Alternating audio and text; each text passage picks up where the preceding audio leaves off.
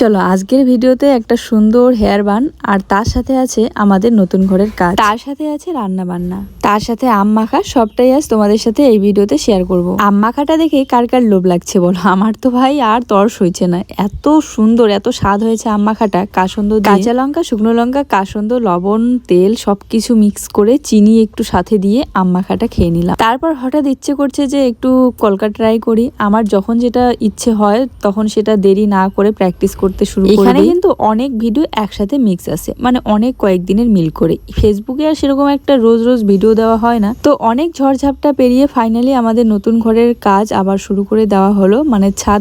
সকাল সকাল সমস্ত বাসি কাজকর্ম সেরে স্নান করে এসে নিজের হাতে মিষ্টির জন্য রান্না করে নিলাম, আর তার সাথে আমাদের জন্য সবজি বানিয়ে নিলাম। আবার সন্ধ্যাবেলা কিন্তু একটু কলকা প্র্যাকটিস করেছিলাম, আর তারপরে এই যে হেয়ার স্টাইল, মোবাইল দেখে দেখে আমি এই হেয়ার স্টাইলটা ট্রাই করলাম। কেমন হয়েছে অবশ্যই কমেন্ট করে জানিও। এটা ছিল ফুলগুলো সেট করার আগে। আমার এই স্টাইলে বান ক্রিয়েট করতে কেন জানি না খুব বেশি ভালো লাগে, তবে ফিনিশিংটা হয়তো ঠিক। তারপরেও বলবো যদি তোমাদের ভালো লাগে, যদি মেকআপ লুকের সাথে হেয়ার স্টাইল এভাবে নিতে চাও, তাহলে অবশ্যই কিন্তু আমার সাথে কন্ট্যাক্ট করো। একটা জিনিস বলো তো, এই ফুলগুলো কি ফুল? হ্যাঁ বলছি, দাঁড়াও।